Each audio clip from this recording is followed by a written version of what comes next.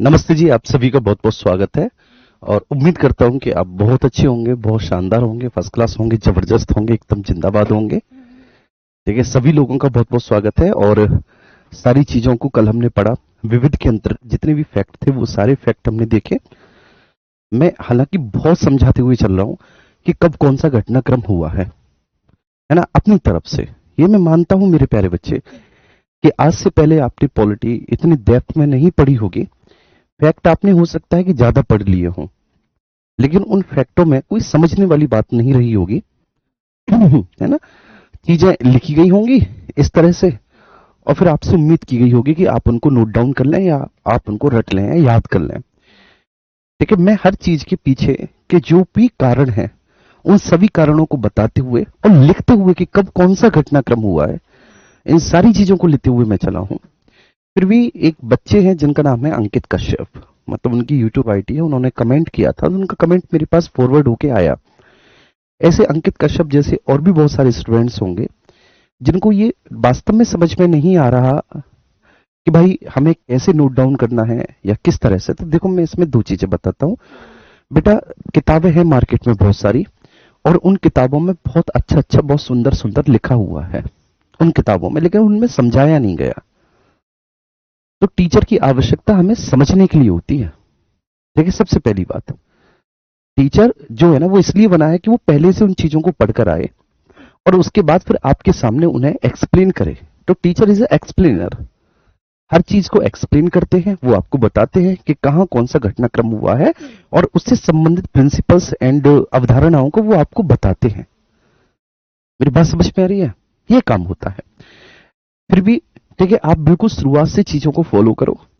ठीक है, बिल्कुल शुरुआत से आप इन लेक्चर्स को देखो और जब बिल्कुल शुरुआत से आप इन लेक्चर्स को देखोगे तो आपको पता चलेगा कि सबसे पहले मैंने राज्य बताया कि राज्य क्या होता है, राज्य की अवधारणा क्या है और राज्य होने के लिए किन चार अंगों की आवश्यकता पड़ती है। फिर मैंने बताया बच्चे कि उनमें से एक अंग होता है सरकार। ठीक है बच्चे, और सरकार जिसका संचालन करती है, सरकार जो क्रियाएं करती है उसको शासन कहते हैं। फिर शासन के भी तीन अंग है, विधायिका, कार्यपालिका, न्यायपालिका। और मैंने विभिन्न प्रकार की शासन पद्धतियां आपको बताई। फिर मैंने बताया केंद्र और राज्य में जो संबंध होते हैं, केंद्र और राज्यों के मध्य संबंधों के आधार पर शासन व्यवस्था कितने प्रकार की है। ये वास्तव में ये एक ऐसा टॉपिक है कि यूपीएससी वाले स्टूडेंट भी ठीक है इसको शुरुआत में नहीं समझ पाते। आप तो तब भी मेरे प्यारे बच्चे, ठीक है, ग्रामीण पृष्ठभूमि से मैं बहुत सारे स्टूडेंट्स जो पहली बार इतना पढ़ रहे हैं, तो इश्यू होंगे, ऑब्वियस सी बात है, इश्यू होंगे। लेकिन जब आप बार बार उन चीजों को रिवाइज करोगे, लेक्चर्स को ओपन करोगे, तो नहीं होंगे। दूसरा ये भी बात सही है कि आप बार बार रिवीजन नहीं कर पाते क्योंकि क्लासेस ही आपकी एक दिन में 6 से 7 चल रही हैं। तो 6 से 7 क्लास, तो आप किस किस क्लास को रिवीजन करोगे? ये बात भी आपकी बिल्कुल सत्य है।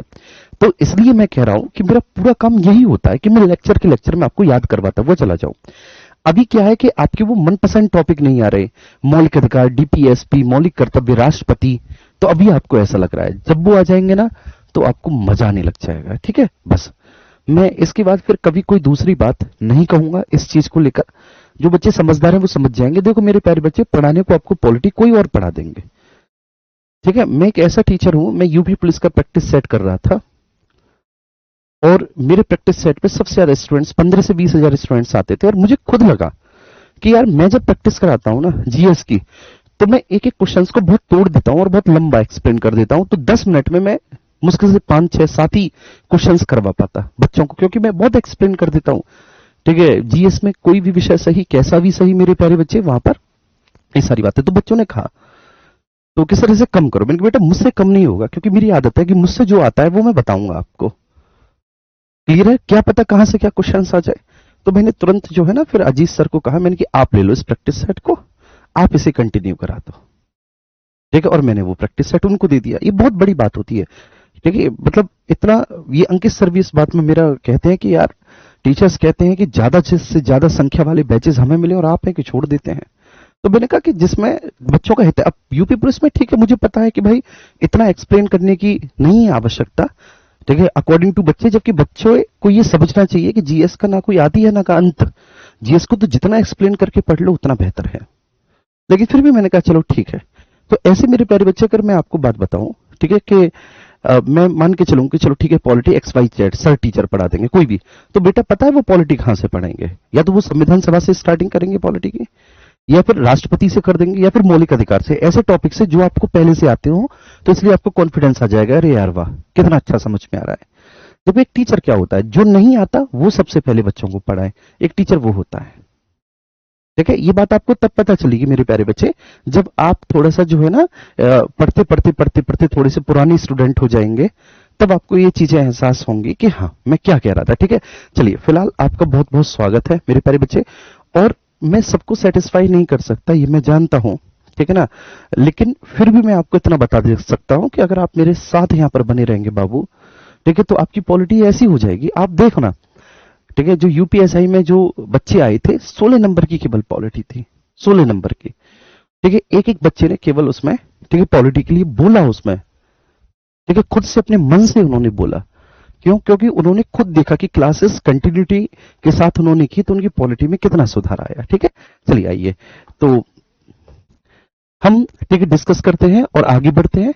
यहां पर बोर्ड पर यार टाइम गलत पड़ा हुआ है, टाइम तो यार 2 ही बज रहे होंगे ना अभी, हाँ तो ये टाइम गलत पड़ा हुआ। चलिए आज हम बात करेंगे बच्चे भारतीय संविधान की विशेषताएं।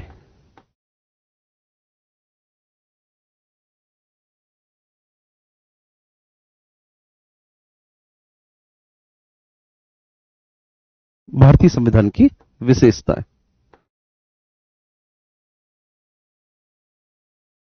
कैरेक्टरिस्टिक्स ऑफ इंडियन कॉन्स्टिट्यूशन, इसके बारे में हम लोग बात करेंगे। कैरेक्टरिस्टिक्स ऑफ इंडियन कॉन्स्टिट्यूशन, और ये भी एक कठिन टॉपिक है मेरे प्यारे बच्चे, ये ध्यान रखना, ये आपको समझने में थोड़ा सा मुश्किल लगेगा ये टॉपिक, क्योंकि इस टॉपिक में बहुत सारा एक्सप्लेनेशन है, इसमें बहुत सारे कॉन्सेप्ट हैं, और मुझे पता है कि जहां पर कॉन्सेप्ट आ जाते हैं ना अधिकांश बच्चे, ठीक है, वहां पर चीजों को मिस कर जाते हैं, ये मैंने देखा है। अभी जैसे ही मैं मौलिक अधिकार पर आऊंगा, डीपीएसपी पे आऊंगा, आप लोग मजे से करोगे इन क्लासेस को। चलिए ठीक है, भारतीय संविधान की विशेषताएं, हम इसके बारे में चर्चा कर रहे हैं। ये क्यों आवश्यक है भारतीय संविधान की विशेषताओं को पढ़ना? तो इसलिए मेरे प्यारे बच्चे कि कम से कम हम ये देखें कि विश्व के अन्य देशों के संविधान कैसे हैं और हमारा संविधान कैसा है। ठीक है, और अन्य देशों के संविधानों की तुलना में हमारा संविधान कितना व्यापक है, ठीक है, उसमें कौन कौन सी अच्छाई है और कौन कौन सी चीजें ऐसी हैं जो उनको बाकी के अन्य संविधानों से विशिष्ट बनाता है। ठीक है, क्लियर है, विशिष्ट बनाता है। तो आइए, अरे मेरे प्यारे बच्चे आप चिंता ना करो, यूपीएसआई मैं पॉलिटी में ही पढ़ाऊंगा, आप टेंशन मत लो। ठीक है, उस बच्चे का था तो मैंने बता दिया। ठीक है मेरे प्यारे दोस्त, मैं ही पढ़ाऊंगा, क्लियर है। क्योंकि देखिए हो सकता है कि शुरुआत में, ठीक है, आपको नहीं चीजें समझ में आ रही हो, ठीक है, लेकिन ओवर द टाइम एक एक पॉइंट आपको समझ में आने लग जाएगा। आप खुद कहोगे कि पॉलिटी में जीना सिखा दिया, आप जियोगे पॉलिटी में, आप पॉलिटी को पढ़ोगे नहीं। ठीक है, आइए तो सबसे पहले भारतीय संविधान की विशेषताओं के बारे में जब हम बात करते हैं मेरे प्यारे बच्चे, तो हमारे संविधान की जो सबसे पहली विशेषता मानी जाती है कि मेरे प्यारे बच्चे हमारा संविधान जो है वह निर्मित, लिखित और विशाल संविधान है। यहां पर फोकस करो, हमारा संविधान कैसा है बाबू? हमारा संविधान निर्मित है, ठीक है, हमारा संविधान लिखित है और विशाल संविधान है। यह हमारे संविधान की सबसे पहली विशेषता है कि हमारा संविधान निर्मित है, लिखित है और विशाल संविधान है। क्या मेरे सभी प्यारे बच्चे इस बात को समझ रहे हैं कि हमारा संविधान कैसा है? निर्मित, लिखित है, और निर्मित लिखित होने के साथ साथ एक विशाल संविधान है हमारा। आप कहेंगे इनेक्टेड है, क्या बोलेंगे मेरे प्यारे बच्चे आप? निर्मित है मतलब आप कहेंगे इनेक्टेड है, ठीक है। दूसरा रिटन है, ठीक है ना, और ह्यूज कॉम्प्रिहेंसिव है, ह्यूज कॉम्प्रिहेंसिव है, ह्यूज कॉम्प्रिहेंसिव है, ठीक है, क्लियर है। ये है बच्चे हमारे संविधान की विशेषता नंबर फर्स्ट। तो निर्मित, लिखित और विशाल संविधान है, इसको इंग्लिश में कह देंगे इनेक्टेड है, रिटन है और ह्यूज कॉम्प्रिहेंसिव है। अब एक एक चीज को हम एक्सप्लेन करेंगे। सबसे पहली चीज हम एक्सप्लेन करेंगे मेरे प्यारे बच्चे कि ये निर्मित कैसे है, हमारा संविधान जो है बच्चे वह निर्मित कैसे है, इनेक्टेड कैसे है। इनेक्टेड, अब देखो नोट्स बनने को आपके यहां नोट्स बन गया कि सबसे पहली विशेषता कि संविधान निर्मित, लिखित और विशाल संविधान है। नोट्स बनने को बन गया आपका और आपने उस नोट्स में लिख लिया। अब मैं एक्सप्लेन कर रहा हूं कि how our constitution is enacted, हमारा संविधान निर्मित कैसे, मैं इस बात को अब एक्सप्लेन कर रहा हूं। ठीक है, तो निर्मित मेरे प्यारे बच्चे हमारा संविधान इस तरह से है कि बाकायदा संविधान सभा ने 2 वर्ष 11 महीने 18 दिन के समय में इसका निर्माण किया है। तो बच्चे निर्मित इनेक्टेड इसलिए है क्योंकि संविधान सभा द्वारा, कॉन्स्टिट्यूएंट असेंबली के द्वारा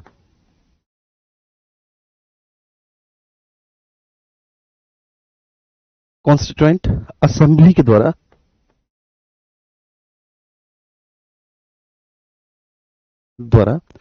इसका निर्माण किया गया।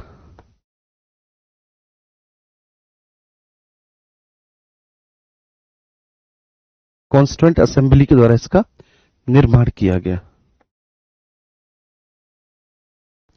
मेरे प्यारे बच्चे। तो इसलिए ये निर्मित है। क्लियर है? तो कैसे ये निर्मित है? कोई भी आपसे पूछे हाउ, ठीक है, दिस इज इनेक्टेड, तो आप कहेंगे साहब संविधान सभा के द्वारा इसका निर्माण किया गया। अब संविधान सभा ने निर्माण करने में 2 वर्ष 11 महीने 18 दिन लगाए, विभिन्न समितियां बनी, ठीक है, उन समितियों ने अपने अपने विषयों पर कार्य किया बच्चे। उसके बाद सबसे महत्व की समिति प्रारूप समिति थी जिसने संविधान का प्रारूप तैयार किया। प्रारूप तैयार करने के बाद फिर वाचन हुए।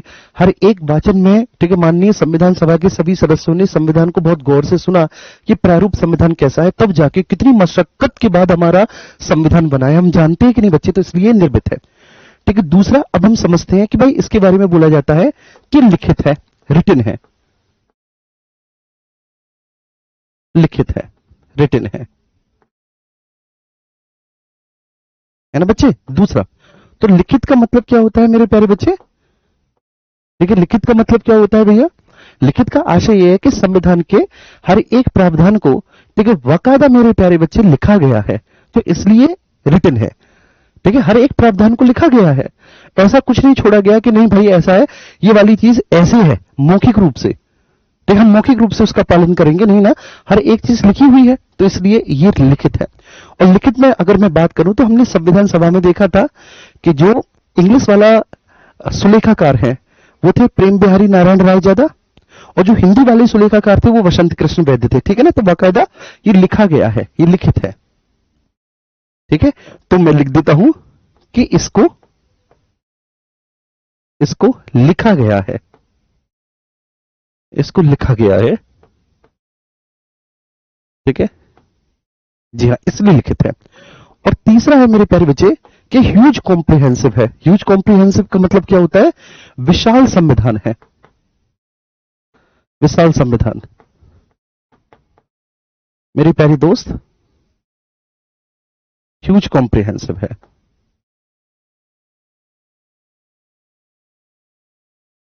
मैं आपको एक बात बता देता हूं, शायद दूसरा कोई और संविधान किसी भी देश का इतना बड़ा ना हो जितना कि हमारा ये संविधान है बच्चे। ठीक है, किसी और दूसरे देश का संविधान इतना बड़ा नहीं है जितना कि हमारा ये संविधान है। अमेरिका का संविधान हमारे संविधान की तुलना में बहुत छोटा, साउथ अफ्रीका का छोटा, ऑस्ट्रेलिया का भी छोटा बच्चे, मतलब किसी विश्व के अन्य देश के संविधान में 250 से ऊपर आर्टिकल नहीं है, हमारे संविधान में 395 आर्टिकल है। अगर वैसे हम देखें तो आर्टिकल की संख्या बच्चे अब 360 प्लस हो चुकी है, 370 प्लस आर्टिकल हो चुके हैं।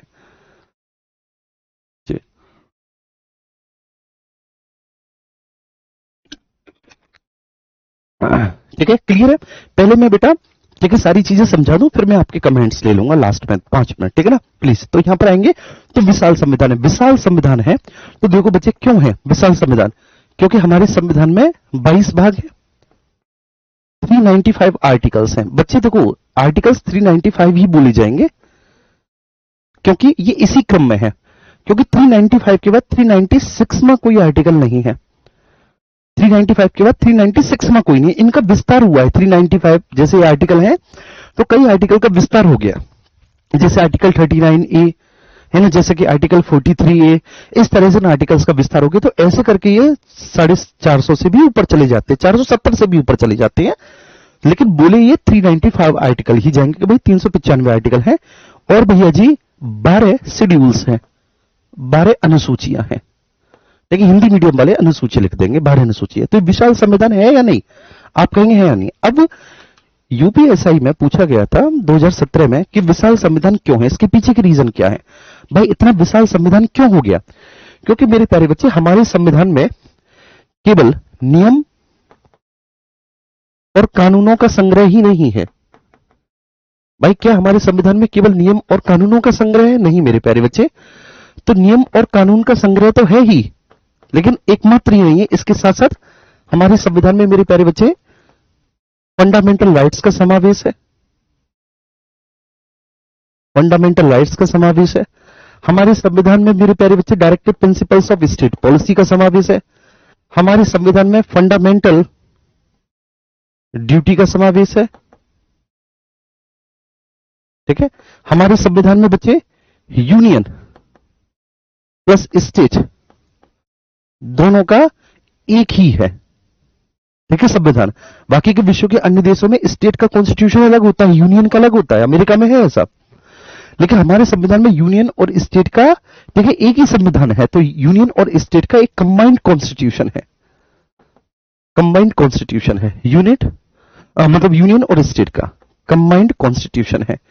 क्या मेरे प्यारे बच्चे मेरी बात समझ में आ रही है? मतलब एकीकृत संविधान है। आप हिंदी में कहेंगे कि यूनियन मतलब संघ और राज्यों का एकीकृत संविधान है, अलग अलग संविधान नहीं है, एकीकृत संविधान है। इसके अलावा मेरे प्यारे बच्चे आप भारत में देखो, भारत में ठीक है कितनी सारी विविधता है। ठीक है, हमारे यहाँ धार्मिक विविधता है, सांस्कृतिक विविधता है, तो सभी के लिए हमें नियम और प्रावधान बनाने थे। तो इसलिए हमारे यहाँ क्या है मेरे प्यारे बच्चे, धार्मिक और सांस्कृतिक विविधता है, धार्मिक और सांस्कृतिक विविधता है। और इस धार्मिक और सांस्कृतिक विविधता को बनाए रखने के लिए हमें सबके लिए प्रावधान करने थे अपने संविधान में। भाई धार्मिक और सांस्कृतिक विविधता है, तो इस धार्मिक और सांस्कृतिक विविधता को बनाए रखने के लिए हमें क्या करना था मेरे प्यारे बच्चे, हमें सभी के लिए करना था बच्चे, हमें सभी के लिए नियम और कानून बनाते थे, हमें सभी के लिए प्रावधान बनाने थे। तो क्या मेरी बात समझ में आ गई? बोलो क्लियर है बेटा? तो धार्मिक और सांस्कृतिक विविधता, उम्मीद करता हूं कि बात आपको बहुत अच्छे से आ गई होगी समझ में। रिलीजियस और कल्चरल डाइवर्सिटी है, तो सभी को मैनेज करके चला गया, सभी को एक साथ रख के चला गया, और जब सभी को मैनेज और एक साथ रख के चला गया तो ये है ना हमारे यहाँ। अब इसके बाद हम आगे बात करेंगे बच्चे। जी जी ठीक है ना, निशांत हिंदी में ही है, निकिता हिंदी में ही है, और हिंदी में जो भी चीजें मैंने लिख दी हैं, फंडामेंटल राइट मौलिक अधिकार है, इतनी हिंदी सीख लो बच्चे, है ना, इतनी हिंदी सीख लो। आगरा जैसे शहर में अगर पोस्टिंग होगी ताजमहल के आसपास, और किसी विदेशी का पर्स खो गया, तो वो आपसे विदेशी इंग्लिश में बात करेगी, a sir my purse has been stolen, a man with a mask, ठीक है, दैट। तो समझोगे क्या? आप ये कह दो कि ना साहब, ठीक है, हिंदी में बोलो, हमें तो अंग्रेजी आती ही नहीं है, ऐसा थोड़ी नहीं ना। क्लियर है बच्चे? तो धार्मिक और सांस्कृतिक विविधता है, तो धार्मिक और सांस्कृतिक विविधता की वजह से हमारा संविधान कैसा हो गया बच्चे? विशाल हो गया। बात समझ में? और इसके अलावा जो कहीं नहीं है वो हमारे यहाँ है।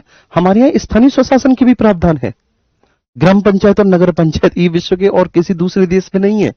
तो हमारे यहाँ पर बच्चे स्थानीय स्वशासन की भी प्रावधान है, स्थानीय स्वशासन की भी प्रावधान है, लोकल सेल्फ गवर्नमेंट, ठीक है, स्थानीय स्वशासन के प्रावधान है। इस वजह से भी हमारा संविधान लंबा हो गया मेरे प्यारे बच्चे। ठीक है, क्लियर है? ये बात आई समझ में सभी को? तो भैया संविधान इतना लंबा क्यों हुआ? कोई भी पूछे कि संविधान इतना लंबा क्यों हुआ, तो आप बता दो कि भैया इसके पीछे का रीजन है। तो सबसे पहले हमने देखो क्या कहा, निर्मित, लिखित और विशाल संविधान है, ये हो गया आपका नोट्स। अब हम अपने संविधान को निर्मित संविधान क्यों कहेंगे? तो भैया हम अपने संविधान को निर्मित संविधान इसलिए कहेंगे क्योंकि बाकायदा संविधान सभा ने इसका बच्चे निर्माण किया है, कॉन्स्टिट्यूएंट असेंबली के द्वारा इसको निर्मित किया गया है। बोलो किया गया है कि नहीं? संविधान सभा ने इसका निर्माण किया है कि नहीं? हाँ या ना?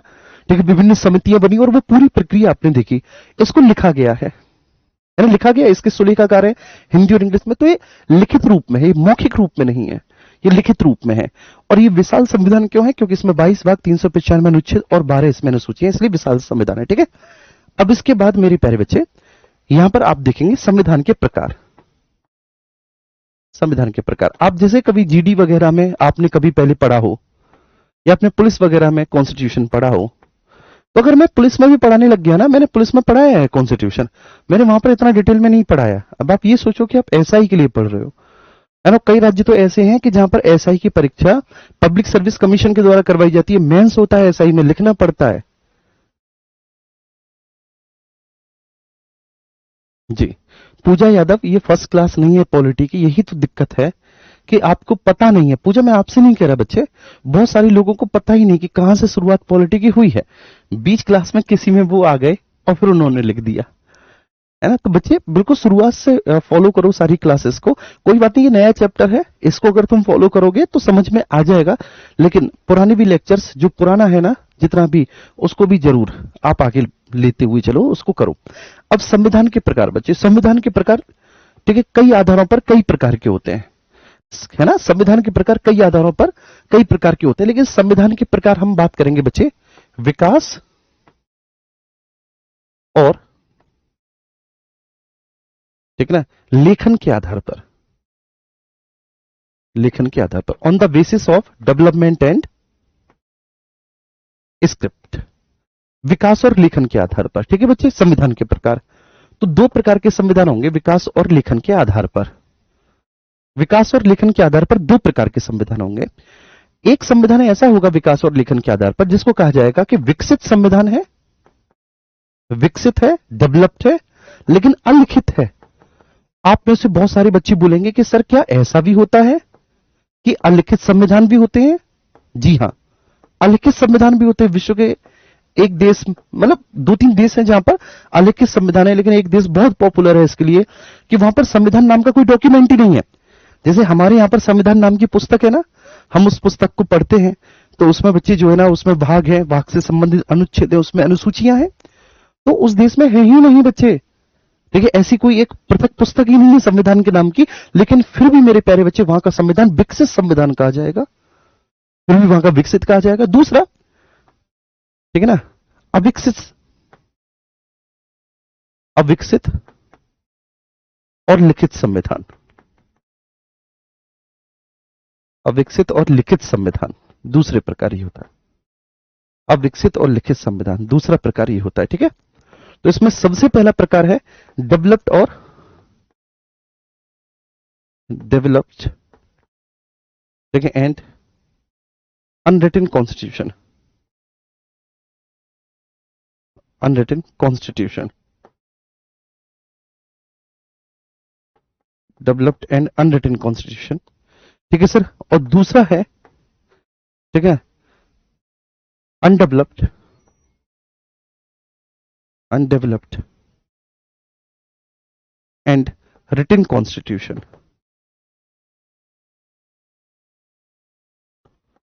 रिटन कॉन्स्टिट्यूशन, ये दो प्रकार के हैं। जब मेरे प्यारे बच्चे मेरी बात समझ में आई सभी को, ये दो प्रकार के हैं। मेरे प्यारे बच्चे मेरी बात समझ में आई, developed and unwritten constitution, undeveloped and written constitution, विकसित और अलिखित संविधान, अविकसित और लिखित संविधान। तो संविधान हो गए दो प्रकार के। अब ये जो दोनों प्रकार के संविधान है, ठीक है, इसको समझना है। ये जो दोनों प्रकार के संविधान है, ये इसको समझना है कि इन दोनों प्रकार के संविधानों में अंतर क्या होगा, ठीक ना। ये बहुत डिटेल की बात है बच्चों, डीप बात है, समझते हैं कि आखिर है क्या। देखिए सबसे पहले है विकसित और अलिखित संविधान, है ना। मतलब विकसित संविधान का मतलब क्या है बच्चे, कि जितनी भी मान्यताएं हैं, जो प्रथाएं हैं, जो परंपराएं हैं, वही बच्चे विकसित होकर वहां पर संविधान का रूप धारण कर लेती हैं। इसलिए वहां पर संविधान को लिखे जाने की आवश्यकता महसूस नहीं हुई। फॉर एग्जाम्पल, जैसे मान के चलिए क्या आपके घर पर, ठीक है, कोई भी ऐसा रिटन डॉक्यूमेंट है जिसके आधार पर आपका घर चलता हो? बताइए मेरे प्यारे बच्चे, देश चलाने के लिए हमारे पास रिटन डॉक्यूमेंट है जिसको हम संविधान कह देते हैं। क्या किसी के घर पर ऐसी एक रूल बुक है कि शाम को 7-8 बजे के बाद आप घर से बाहर नहीं जाएंगे? तो कहीं लिखा हुआ है कि सुबह 4 बजे आप जग जाएंगे, खेतों पे जाएंगे, ठीक है, आप टहलेंगे, आप घर का काम करेंगे, मम्मी ये काम करेगी, बहन ये काम करेगी, भाई ये काम करेगा? बताओ। लेकिन फिर भी सब अपना अपना काम कर रहे हैं कि नहीं? बताओ बच्चे, फिर भी सब अपना अपना काम कर रहे हैं। चोरी करने पर, अगर मान के चलिए आपने कोई चोरी कर ली, पापा को पता चल गया तो डांट पड़ रही है। कहीं बाहर लड़कर आ गए किसी से लड़ाई झगड़ा करके, तो पापा की डांट पड़ रही है, पिट रहे हो पापा से, है। मम्मी से बेलन से मार खा रहे हो, अगर कोई गलती कर दी तो मम्मी से तेज आवाज में बोल गए तो कहीं लिखा हुआ है कि मम्मी ने कहीं लिखा है कि अगर ये मुझसे तेज आवाज में बोला तो मैं बेलन मारूंगी इसके? या पापा ने लिखा है कि अगर इसकी कहीं बाहर लड़ाई झगड़ा करके आया तो मैं इसे चप्पल से पीटूंगा? कहीं लिखा है? नहीं। बोलो मेरे प्यारे बच्चे, नहीं लिखा ना जी। अब अब जब नहीं लिखा मेरे प्यारे बच्चे, तो ऐसा ही जो संविधान होता है वो कैसा संविधान कहलाता है? वो विकसित और अलिखित संविधान कहलाता है ना। विकसित का मतलब क्या है कि वहां पर जो मान्यताएं हैं, उस संविधान में जो मान्यताएं हैं, उस संविधान में जो परंपराएं हैं, उस संविधान में जो प्रथाएं हैं, ठीक है, उनका बच्चे विकास हुआ है, उनका विकास हुआ, ठीक है ना बच्चे। तो इसलिए वहां पर, ठीक है ना, लिखित संविधान की आवश्यकता महसूस नहीं हुई। जैसे आपके घर में है कोई लिखित संविधान नहीं, तो लिखित संविधान की आवश्यकता महसूस नहीं हुई, इसलिए वहां पर लिखित संविधान की आवश्यकता महसूस नहीं हुई।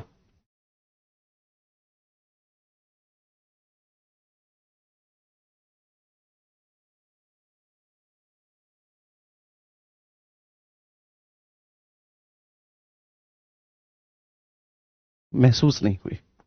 क्लियर है? क्योंकि वहां पर बच्चे देखो, ठीक है, दिन प्रतिदिन जो मान्यताएं हैं, जो प्रथाएं हैं, जो लोक विधियां हैं, जो कानून है, वही बच्चे विकास कर कर, ठीक है, विकसित हो गए बच्चे। वहां पर लिखित संविधान की कोई आवश्यकता महसूस नहीं हुई। और इसका एग्जाम्पल है बच्चे British constitution. British constitution, British constitution इसी का एग्जाम्पल है मेरे प्यारे दोस्त, कि वहां पर कोई लिखित संविधान नहीं है। आप चौंक जाओगे कि सर ऐसा है, वहां पर कोई लिखित संविधान नहीं है। मैंने कहा जी हाँ, वहां पे कोई लिखित संविधान नहीं है, वहां पे संविधान नाम का कोई डॉक्यूमेंट है ही नहीं। और जब वहां पर संविधान नाम का कोई डॉक्यूमेंट नहीं है, अक्षत, किसने लिखा संविधान? गुरुजी, मैंने लिखा। अब बताओ पूरी रामायण खत्म हो गई और ये बच्चा पूछ रहा है कि भगवान श्री राम कौन थे? भगवान श्री राम कौन थे?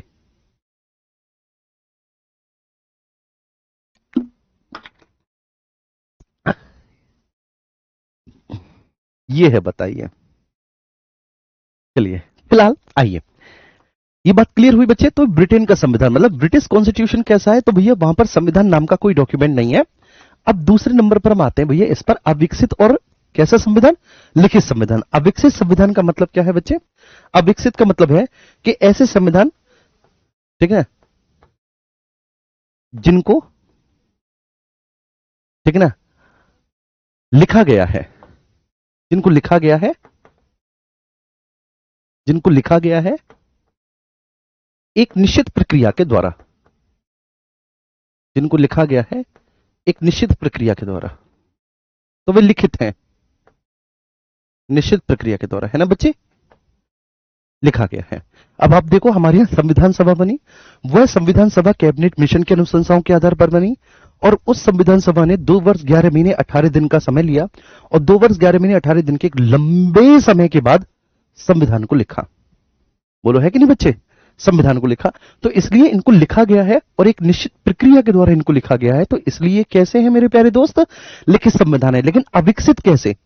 अविकसित ऐसे कि इनमें आज भी संविधान संशोधन के माध्यम से नए नए प्रावधानों का समावेश किया जाता है। इनमें आज भी संविधान संशोधन के माध्यम से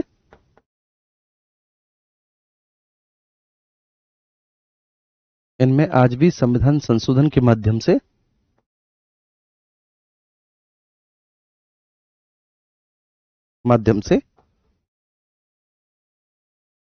ठीक है, नई नई प्रावधानों का समावेश किया जाता है। प्रावधान मीन्स प्रोविजंस, प्रोविजंस,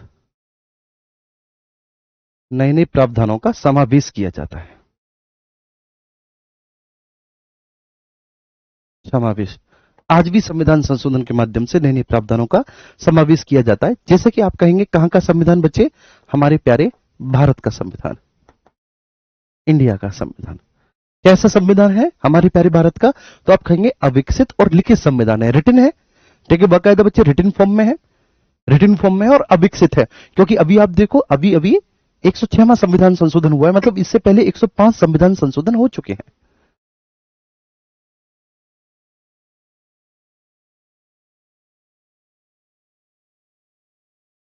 चलिए,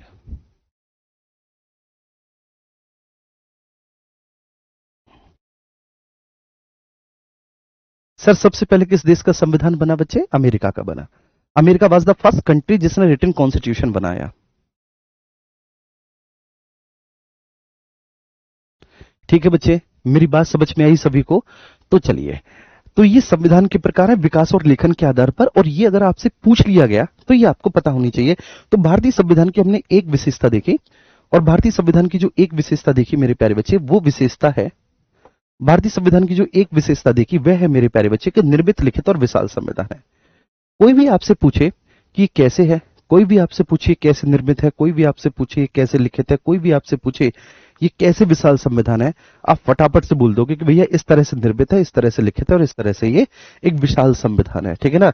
आपसे ठीक है, कभी भी कहीं पर भी कोई भी सवाल पूछा गया मेरे प्यारे बच्चे भरी महफिल में, ठीक है, चाहे वो एग्जामिनर पूछे या फिर कोई भी, ठीक है, जो बच्चा इधर उधर तैयारी कर रहा है, हमसे नहीं पढ़ रहा, और वो लगे कि हाँ, देखो उसको लगता है कि चलो भाई मैं पूछता हूं, दिग्विजय से पॉलिटी पढ़ रहा है, और वो आपसे पूछने लग जाए कि क्या मतलब है निर्मित, लिखित और विशाल का, तो आप कहेंगे कि भाई निर्मित का मतलब ये है कि बाकायदा संविधान सभा के द्वारा इसका निर्माण किया गया है।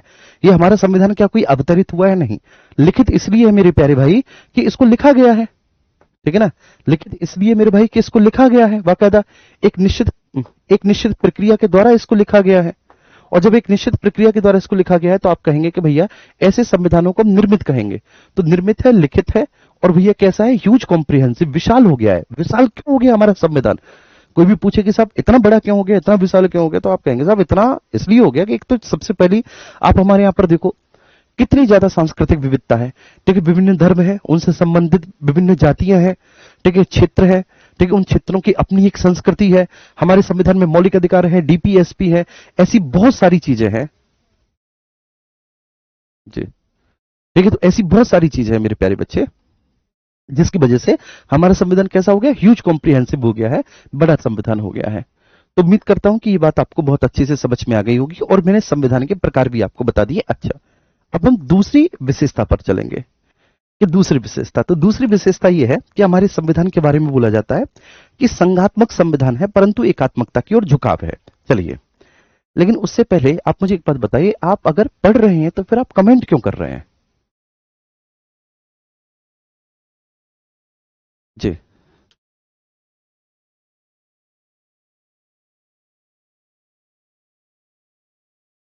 ठीक है भाई, दो काम ऐसे कैसे हो सकते हैं एक साथ? पढ़ भी रहे हैं और आप लगातार कमेंट भी करते चले जा रहे हैं, ऐसे कैसे हो सकता है? ठीक है, तो प्लीज फोकस कीजिए आप पढ़ने पर। और एक बच्चा पूछ रहा है कि सर संविधान पेन से लिखा गया या पेंसिल से? तो वही बात हो गई कि एक बार एक गुरुजी डेमो देने गए किसी कोचिंग में। गुरुजी बहुत होशियार,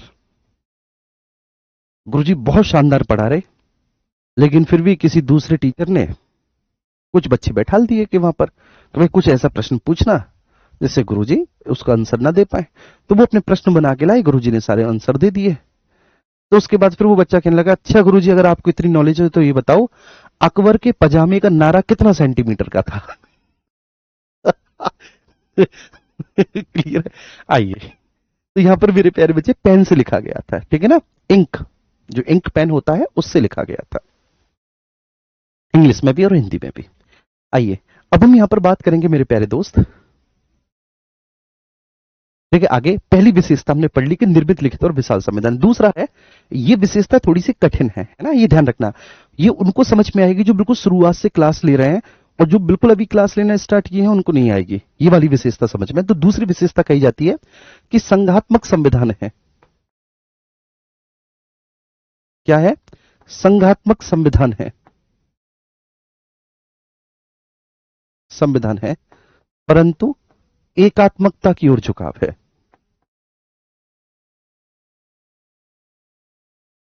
एकात्मकता की ओर झुकाव है।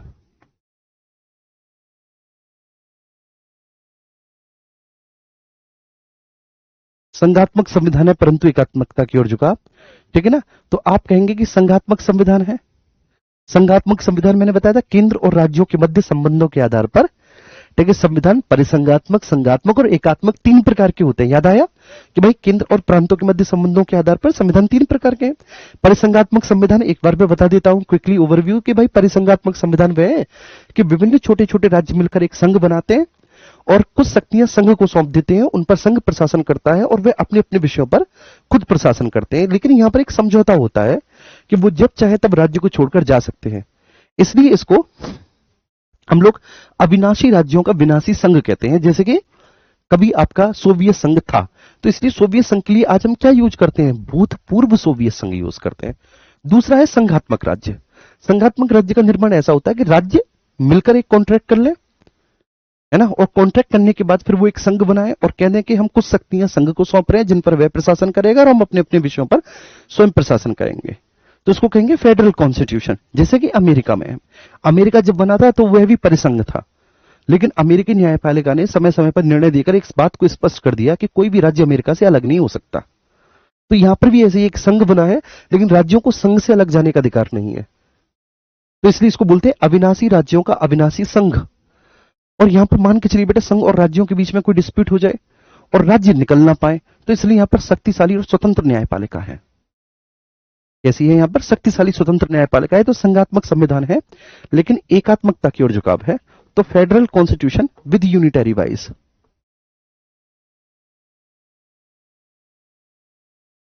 Federal constitution with unitary bias,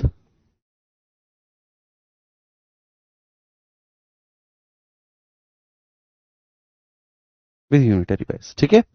federal constitution with unitary bias, संघात्मक संविधान है लेकिन एकात्मकता की ओर झुकाव है। क्या मेरी बात समझ में आ रही है? चलिए, तो अगर मेरा काम है कि मैं आपको ऐसे ही बता दूं कि भाई एक विशेषता है कि संघात्मक संविधान है, एकात्मकता की ओर झुकाव है, और आप इसको रट लेना और आप भी खुश कि ठीक है, मुझे तो भारतीय संविधान की विशेषता याद हो गई। आप कहेंगे वाह दिग्विजय सर क्या अच्छा पढ़ाते हैं।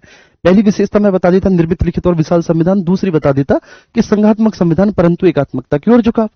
अब लेकिन जब हम इसका एक्सप्लेन करेंगे ना, तो तब जाके ये कंप्लीट हो पाएगा ना ये कॉन्सेप्ट। ये कॉन्सेप्ट ऐसे कैसे कंप्लीट हो जाएगा कि भाई मैंने लिखा दिया, ठीक है, और आप कह रहे हो कि ठीक है कॉन्सेप्ट कंप्लीट हो गया। ऐसे कैसे हो जाएगा? क्या पता है कि एग्जामिनर ऐसे ना पूछ ले, वो थोड़ा सा घुमा के पूछ ले। तो एक बार बाबा साहेब डॉक्टर भीमराव अंबेडकर साहब से पूछा गया, ठीक है, एक विदेशी पत्रकार आया और उसने बाबा साहेब से पूछा। पहले ऐसे माइक वगैरह नहीं होते थे, तो पत्रकार, ठीक है, ऐसे खड़ा हो गया, कॉपी पेन ली, और वह पूछता है कि डॉक्टर अंबेडकर, आप भारतीय संविधान को किस तरह से देखते हैं, अमेरिका के संविधान की तरह या ब्रिटेन के संविधान की तरह? उसका कहने का मतलब यह था कि ब्रिटेन का जो संविधान है वह एकात्मक है, और भारतीय सॉरी जो अमेरिका का संविधान है वह संघात्मक है, और ब्रिटेन का संविधान जो है वो एकात्मक है। तो आप अपने संविधान को किस तरह से कहते हैं? तो बाबा साहब बोलते हैं कि ना तो मैं अपने संविधान को अमेरिका के जैसा कहता हूं, ना ही मैं अपने संविधान को ब्रिटेन के जैसा कहता। हमारे संविधान में अमेरिका और ब्रिटेन के जैसे 60 और देश है, हमने जिनके तत्वों का समावेश किया है जो हमारी शासन व्यवस्था के अनुरूप है, ठीक है, ऐसी चीजों को हमने शामिल किया है। तो फिर मिस्टर अम्बेडकर कैसा है ये, थोड़ा सा आप बताइए। तो फिर बाबा साहब कहती हैं कि ये फेडरल कॉन्स्टिट्यूशन है, no doubt this is a federal constitution, क्योंकि इसमें राज्य है, ठीक है, और इसमें एक संघ भी है। लेकिन एक्चुअली हमारा जो संघ बना है वो राज्यों के मध्य किसी समझौते से नहीं बना, जैसे कि परिसंघात्मक शासन व्यवस्था या संघात्मक शासन व्यवस्था में आमतौर पर होता है। अमेरिका में ऐसे हुआ, अमेरिका में 50 राज्य थे, लेकिन 50 राज्यों ने, ठीक है, एक कॉन्ट्रैक्ट किया और एक संघ बनाया। उस संघ का नाम था यूनाइटेड स्टेट्स ऑफ अमेरिका, उसका ये नाम था, ठीक है। तो यहां पर एक कॉन्ट्रैक्ट हुआ राज्यों के बीच में, राज्यों ने संघ बनाया और संघ को कुछ शक्तियां सौंप दी कि संघ आप जैसे, ठीक है, कुछ आपके पास शक्तियां हैं और उनको यूनियन पावर्स कहेंगे, उनको यूनियन सब्जेक्ट कहेंगे। जैसे आप फॉरेन अफेयर्स पर नियम और कानून आप बनाएंगे, कम्युनिकेशन पर आप बनाएंगे, डिफेंस पर आप बनाएंगे, मॉनिटरी पॉलिसी पर आप बनाएंगे, ठीक है, इस तरह से सौंप दिया। और बाकी के, ठीक है, हम अपने अपने राज्यों पर हम अपने अपने विषयों पर प्रशासन करेंगे, राज्यों ने ये कह दिया। तो बाबा साहब बोलते हैं कि अमेरिका की तरह हम नहीं है बिल्कुल, ठीक है, हम संघात्मक है लेकिन अमेरिका की तरह इस तरह से नहीं है कि हम राज्यों के मध्य किसी समझौते का कोई परिणाम नहीं है। दूसरा, हम परिसंघात्मक शासन व्यवस्था की तरफ भी नहीं है। जैसे परिसंघात्मक में राज्य अलग हो जाते हैं ना संघ से, तो हमारे यहां कोई राज्य संघ से अलग नहीं हो सकता। तो हम संघात्मक संविधान है लेकिन हमारा झुकाव एकात्मकता की ओर है, हमने एकात्मक तत्वों को समावेश कर लिया, ठीक है बच्चे। संघात्मक संविधान का मतलब क्या होता है, देखो अब मैं मोटा मोटा आपको बता दूं। संघात्मक संविधान का मतलब ये होता है बच्चे, एक ऐसा संविधान जिसमें केंद्र और प्रांतों के मध्य शक्तियों का बंटवारा होता है। केंद्र और प्रांतों के मध्य शक्तियों का बंटवारा होता है, शक्तियों का बंटवारा।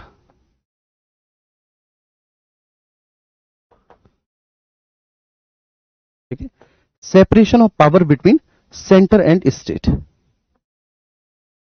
सेपरेट,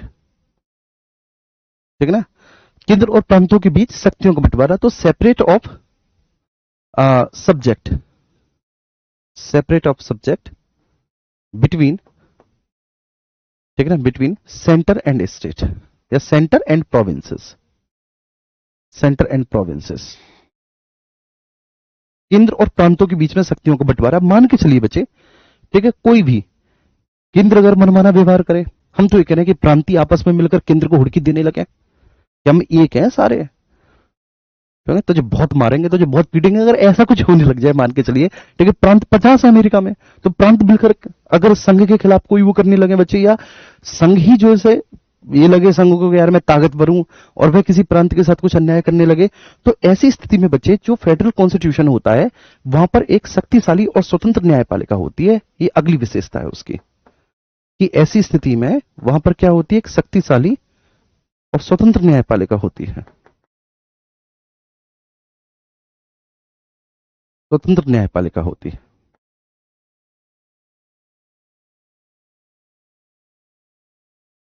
स्वतंत्र न्यायपालिका, ठीक है, powerful,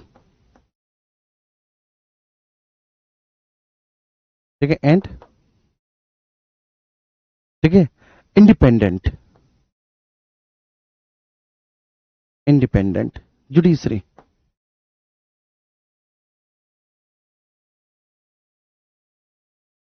powerful and independent judiciary, powerful and independent judiciary, ठीक है बच्चे, एक शक्तिशाली और स्वतंत्र न्यायपालिका होती है, पावरफुल और इंडिपेंडेंट जुडिशरी होती है।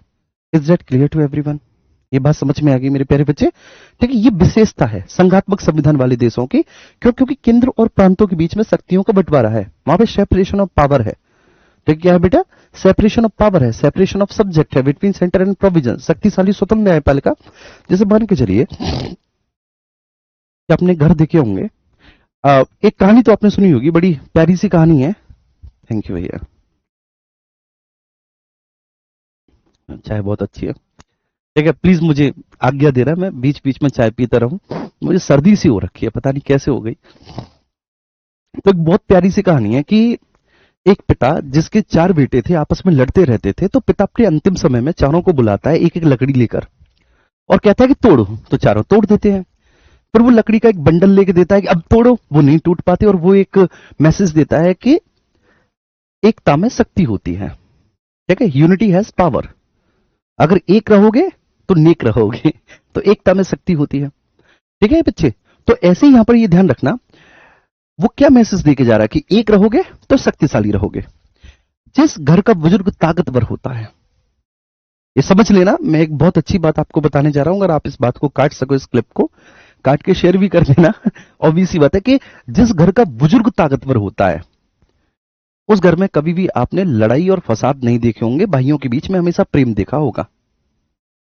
लेकिन जिस घर का बुजुर्ग ही कमजोर है तो वहां पर भाइयों के बीच में जमीन को लेकर और भी बहुत सारे इश्यूज को लेकर तनाव भी होते हैं, लड़ाइयां भी होती हैं और भी पूरा घर बिखर जाता है। तो ऐसे ही यहां पर क्या है, शक्तिशाली और स्वतंत्र न्यायपालिका है। वो क्यों है? क्योंकि केंद्र और प्रांतों के बीच में जो शक्तियों का बंटवारा हुआ है, ठीक है, उनका जो प्रयोग है, उनकी जो प्रैक्टिस है, वो बहुत अच्छे से हो, ईमानदारी से हो। तो इसलिए फेडरल कॉन्स्टिट्यूशन, ये फेडरल कॉन्स्टिट्यूशन की। अब यहां पर बच्चे जो एकात्मक शासन व्यवस्था वाले देश होते हैं, एकात्मक शासन व्यवस्था में केंद्र मजबूत होता है, केंद्र मजबूत होता है और प्रांतों के पास, प्रांतों के पास कोई विशेष शक्ति नहीं होती, प्रांतों के पास कोई विशेष शक्ति नहीं होती बच्चे।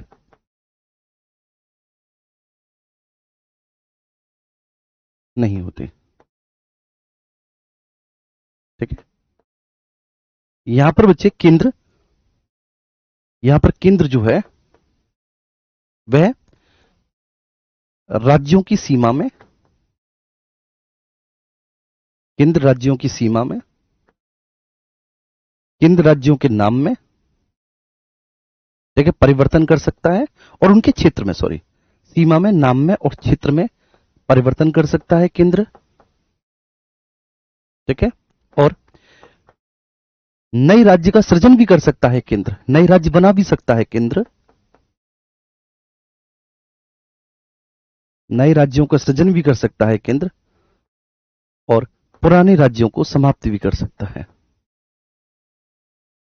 पुराने राज्यों को खत्म भी कर सकता है। जो पहले से स्थापित राज्य हैं उनको केंद्र खत्म भी कर सकता है। केंद्र के पास ये शक्ति होती है मेरे प्यारे बच्चे। तो केंद्र राज्यों की सीमा नाम क्षेत्र में परिवर्तन कर सकता है, केंद्र नए राज्यों का सृजन कर सकता है, और पुराने राज्यों को केंद्र खत्म कर सकता है। क्या मेरी बात समझ में आ रही है आप सभी को? मुन्ना क्लियर है? यहां तक किसी को किसी भी तरह का कोई इश्यू तो नहीं। संघात्मक संविधान लेकिन एकात्मकता की ओर झुकाव है। Federal constitution with unitary vice है। ठीक है। तो केंद्र और प्रांतों के मध्य शक्तियों का बंटवारा है। Separation of subject between centre and provisions. शक्तिशाली और स्वतंत्र न्यायपालिका है। पावरफुल एंड इंडिपेंडेंट जुडिशरी है। ठीक है, मेरी बात समझ में आई? तो ये फेडरल है, यूनिटरी है। आप एक दिमाग में वो बना लो कि फेडरल कॉन्स्टिट्यूशन कौन कौन से होंगे, ये वाले। ठीक, जहां पर केंद्र और प्रांतों के बीच में शक्तियों का बंटवारा होगा और इसलिए शक्तिशाली और स्वतंत्र न्यायपालिका होगी। अच्छा, अब ध्यान रखना मेरे प्यारे बच्चे कि हमारे संविधान में वो कौन कौन से प्रोविजंस हैं जो उसे संघात्मक बनाते हैं। ये हमें पढ़ना है कि भाई हमारे संविधान में कौन कौन से ऐसे प्रोविजंस हैं जो हमारे संविधान को कैसा बनाते हैं, एक संघात्मक संविधान बनाते हैं, संविधान बनाते हैं। ठीक है। हमारे संविधान में कौन कौन से ऐसे प्रावधान हैं जो उसे फेडरल कॉन्स्टिट्यूशन बनाते हैं, फेडरल कॉन्स्टिट्यूशन बनाते हैं, संघात्मक संविधान। दूसरा, हमारे संविधान में कौन कौन से ऐसे प्रावधान हैं जो उसे एकात्मक बनाते हैं,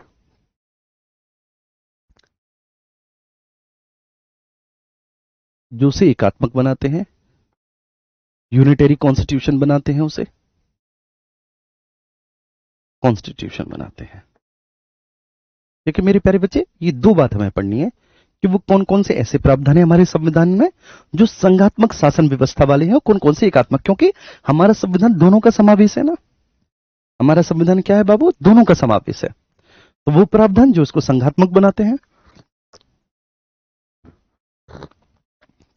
और वह प्रावधान जो इसको बच्चे एकात्मक बनाते हैं। तो फटाफट से इन प्रोविजंस को हम लोग लिख लेते हैं।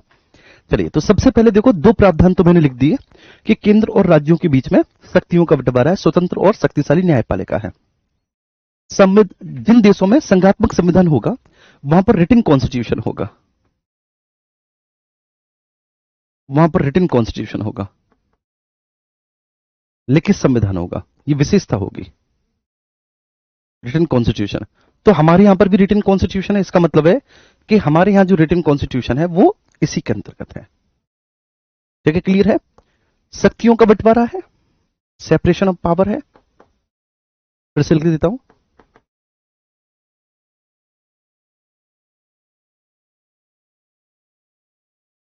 शक्तियों का बंटवारा है, सेपरेशन ऑफ पावर है,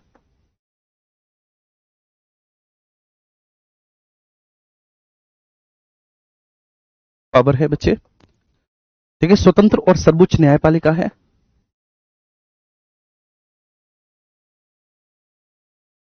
सर्वोच्च न्यायपालिका है,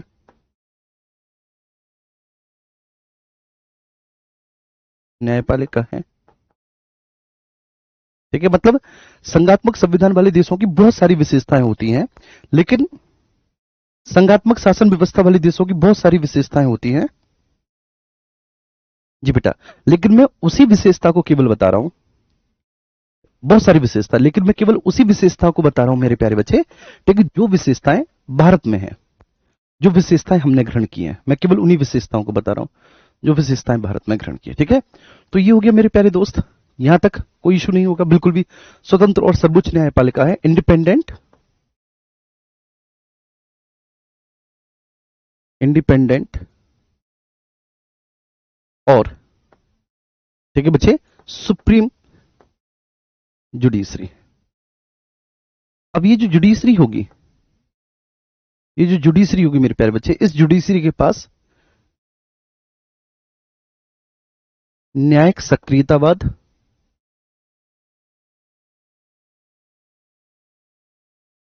ठीक है ना, और न्यायिक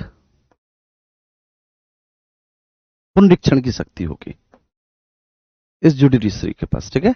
न्यायिक सक्रियतावाद, जुडिशियल एक्टिविज्म कहेंगे इसको, जुडिशियल एक्टिविज्म की पावर होगी और जुडिशियल रिव्यू की पावर होगी, ठीक है। ये विशेषताएं होती हैं बच्चे किसकी, संघात्मक शासन व्यवस्था वाले देशों की, जो भारत में भी पाई जाती हैं, भारत में भी पाई जाती हैं, ठीक है। अब एकात्मक शासन व्यवस्था वाले देशों की क्या विशेषताएं हैं जो भारत में पाई जाती हैं?